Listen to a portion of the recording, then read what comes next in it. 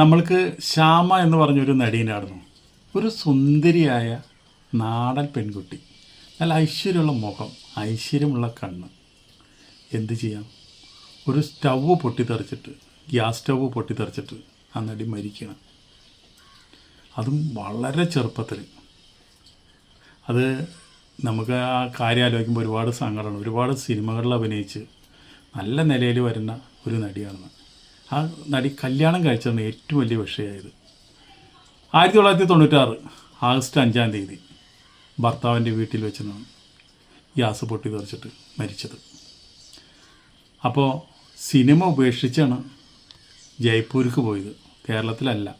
ഭർത്താവിൻ്റെ ബിസിനസ്മാനാണ്. അദ്ദേഹത്തിൻ്റെ ജോലി സ്ഥലത്തേക്ക് സിനിമയൊക്കെ ഉപേക്ഷിച്ചു, എല്ലാം ഉപേക്ഷിച്ച് കല്യാണം കഴിച്ച് പുതിയൊരു ജീവിതത്തിലേക്ക് കാലുകുത്തിയതാണ് ശ്യാമ. അവിടെ ചെന്ന് ഒരു വീട്ടമ്മയായിട്ട്, വെള്ളി വെളിച്ചത്തിൽ നിന്നൊരു വീട്ടമ്മയായിട്ട് ഒതുങ്ങി അവിടെ ജീവിക്കാനായിട്ട് പോയൊരു നടിയാണ്. ജയ്പൂർ വെച്ചിട്ട് ആഗസ്റ്റ് 5-ാം തീയതി ആത്മാവ് എന്നേക്കുമായിട്ട് ഭൂമി വിട്ടു പോയി. അപ്പോൾ നമുക്ക് ഇതിൽ ചിന്തിക്കാനുള്ള എന്താണെന്ന് വെച്ചിട്ടുണ്ടെങ്കിൽ, മമ്മൂട്ടിയുടെ കൂടെ നായികയായിട്ട് അഭിനയിച്ചിട്ടുണ്ട്, ശ്രീനിവാസിൻ്റെ കൂടെ അഭിനയിച്ചിട്ടുണ്ട്.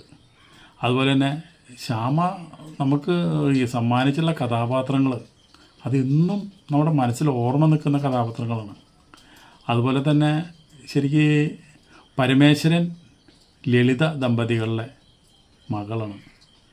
വിജയലക്ഷ്മി എന്നാണ് ശരിക്ക് പേര്. അത് സിനിമയ്ക്ക് വേണ്ടി ഭരതനാണ് ശ്യാമ എന്നാക്കിയത്. കുട്ടേട്ടൻ എന്ന് പറഞ്ഞൊരു പടത്തിൽ മമ്മൂട്ടിയുടെ കൂടെ നല്ല അഭിനയമാണ് കാഴ്ചവെച്ച് നോക്കുന്നത്. അതുപോലെ തന്നെ ഈ പഴയ 1-2 മോഹൻലാലിൻ്റെ പാദമുദ്ര എന്ന് പറഞ്ഞിട്ടൊരു പടമുണ്ട്. ആ പടം നമുക്ക് എന്നും ഓർമ്മ നിൽക്കുന്ന പടമാണ്. അതിൽ നല്ല വേഷമാണ് അഭിനയിച്ചു പോണത്. പിന്നെ 3-ാം മുറ മോഹൻലാലിൻ്റെ കൂടെ തന്നെ അന്നത്തെ ഒരു നല്ലൊരു ഹിറ്റ് പടമാണ്.